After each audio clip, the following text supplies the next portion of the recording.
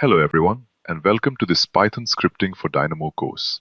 This video is sponsored by Tagitize, the easiest way to run tag all on multiple Revit views and sheets. Also, say goodbye to overlapping tags. Tagitize will turn this into this. Try Tagitize completely for free using the link in this video's description.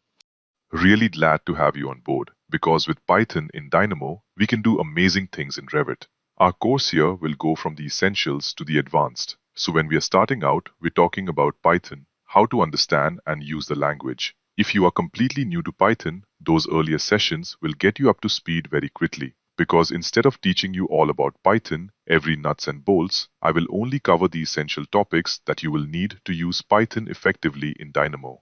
And when that's done, we will quickly go to Revit, where I can show you how to easily automate some repetitive, mindless tasks with just a few lines of codes. All the exercise files from these examples will be available for you on the course page, so you can download them and copy things from them, making your work in Python and Dynamo that much easier.